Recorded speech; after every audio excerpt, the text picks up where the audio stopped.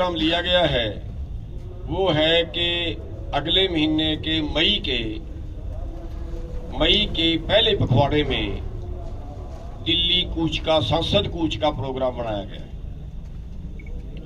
और उस संसद कूच में हमारे पूरे देश से लोग शामिल होंगे, उसमें महिलाएं भी होंगी, उसमें हमारे बेरोजगार भाई भी होंगे, मजदूर भाई भी होंगे, और भी जितने इस आंदोलन में सहयोग कर रहे हैं वो सभी साथ में होंगे। और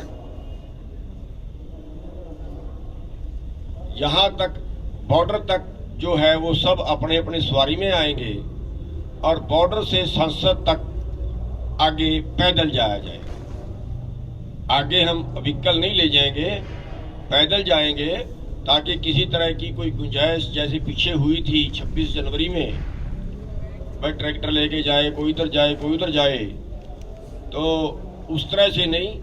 और उसको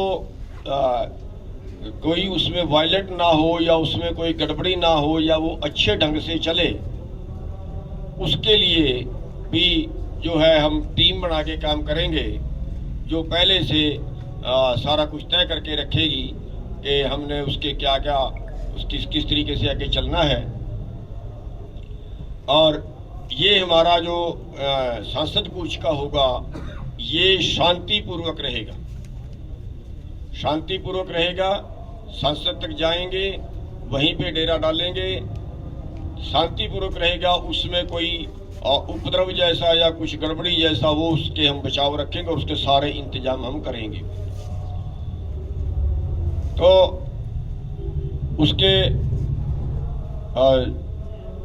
जो उसका प्रचार प्रसार है वो हम आज से शुरू करेंगे। और उसकी जो तारीख है वो तारीख हम अभी तय नहीं कर पाए उसकी, लेकिन बहुत जल्दी, क्योंकि कल हमारे कुछ सीनियर लोग नहीं थे, तो कल दिल्ली कूच का प्रोग्राम तो बना लिया कि जो मई है, मई के पहले पखवाड़े में जाएंगे, लेकिन तारीख 2 दिन आगे पीछे हो सकती है, क्योंकि सबके किसी के कहाँ प्रोग्राम है वो हम तय नहीं कर पाए थे। कल हो सकता है हम कोई तारीख तय करते और किसी हमारे बड़े नेता का कोई प्रोग्राम रखा हुआ हो, तो वो जल्दी तय हो जाएगी। उसमें मतलब थोड़ा सा देखना पड़ेगा कि हमारी फसल किस तारीख तक खत्म हो जाएगी और हमारे बड़े नेता कोई प्रोग्राम। 6 तारीख को चारों तरफ से एक मिट्टी लाएंगे किसान संगठन पूरे देश से, और सिंघू बॉर्डर हो, टीकरी बॉर्डर हो, गाजीपुर हो,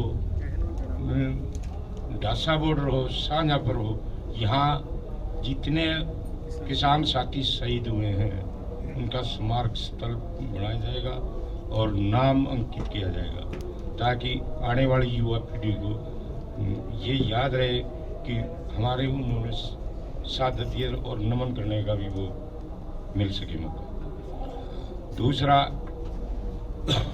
जो पंजाब में वाक़या हुआ है, बड़ी बार किसान आंदोलन जब से चला है 4 महीने और 6 दिन हो गए,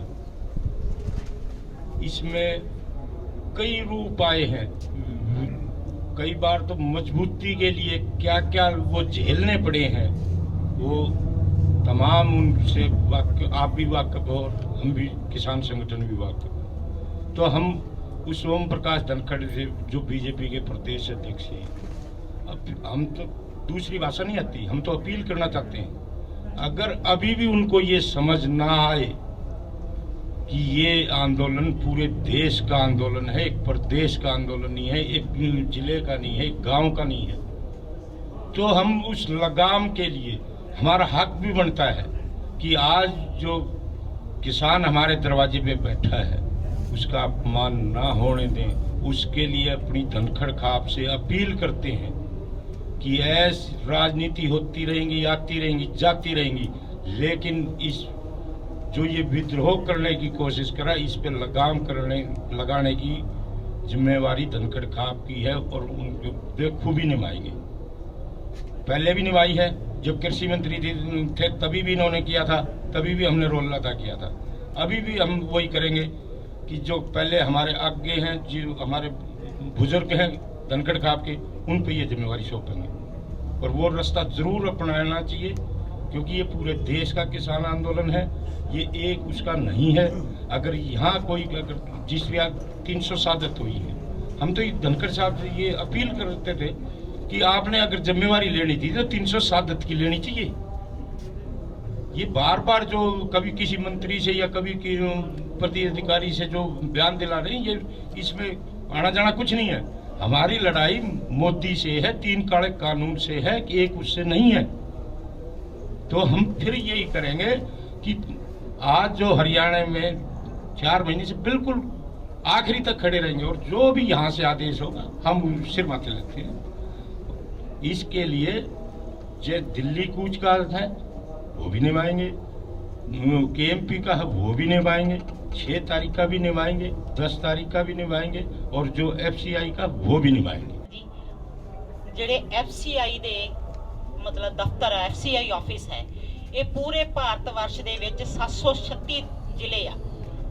736 736 ਜ਼ਿਲ੍ਹੇ ਆ ਜਿਹੜੇ ਭਾਰਤ ਦੇ ਵਿੱਚ ਬੰਦ ਰਹਿਣਗੇ 5 ਤਰੀਕ ਨੂੰ।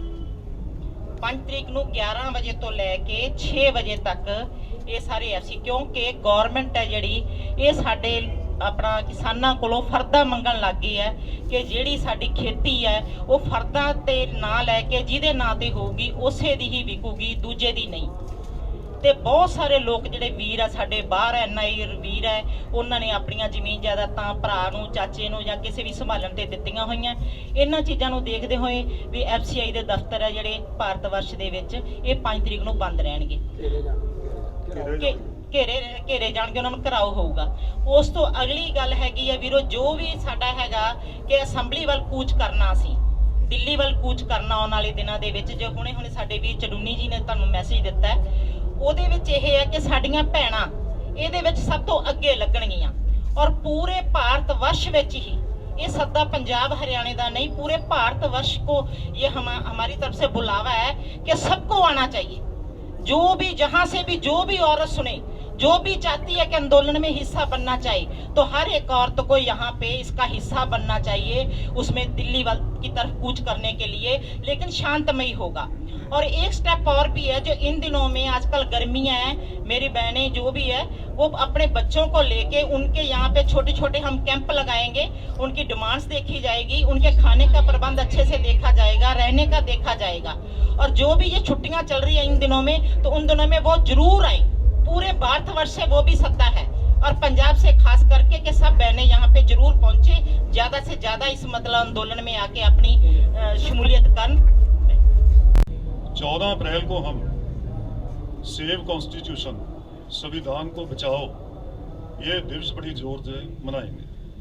उसका कारण ये है कि संविधान को और जमहूरियत को, जैसे आपको पता है, बहुत ज़्यादा खतरा है सरकार से।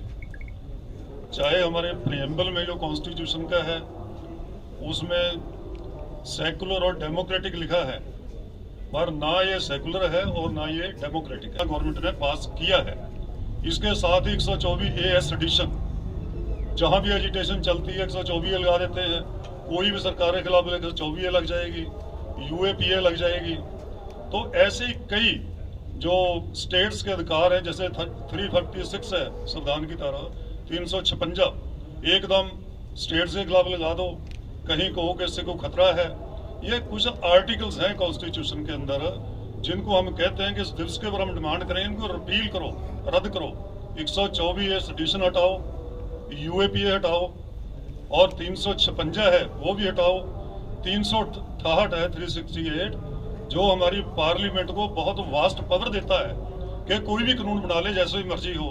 ऐसा बिल्कुल स्वीपिंग पावर है जो नहीं चाहिए। ये सब हमारे कॉन्स्टिट्यूशन को चैलेंज क्रिएट कर रही हैं, कॉन्स्टिट्यूशन के खिलाफ हैं, डेमोक्रेसी के खिलाफ हैं। सो हम इस दिवस के ऊपर जोरदार मांग करेंगे, ये सब जो ड्रैकोनियन लॉज हैं और डेमोक्रेटिक सिविल लिबर्टीज को बहाल करो। सब रिप्रेसिव मेजर्स हैं, इनको जड़े हटाओ, और जो लोग जेलों में बंद किए हैं जो है भी उनको रिलीज करो। सबके ऊपर जो पर्चे नजायज तौर से दर्ज किए हैं उनके सबके पर्चे कैंसिल करो। ये हम उस संविधान बचाओ दिवस पर उनको याद करेंगे और इस बात को उठाएंगे जोर ढंग से। 10 अप्रैल का जो कार्यक्रम है, सरकार ने एक लंबा समय हो गया लेकिन किसानों के साथ बातचीत बंद कर दी है। सरकार सत्ता के नशे में चूर है। सरकार को जगाने के लिए 10 अप्रैल को 24 घंटे का केएमपी को जाम किया जाएगा, जो 10 अप्रैल 11 बजे से शुरू होगा और 11 अप्रैल 11 बजे तक जाम रहेगा। 11 बजे से 10 अप्रैल 11 बजे से शुरू होगा और 11 अप्रैल 11 बजे तक रहेगा, जो कि 24 घंटे का होगा। क्योंकि सरकार सुन नहीं रही है। लाखों किसान सड़कों पर बैठे हुए हैं, अपना घर बार छोड़ के बैठे हुए हैं, काम धंधा छोड़कर बैठे हुए हैं और सरकार कुंभकर्णी नींद सो रही है।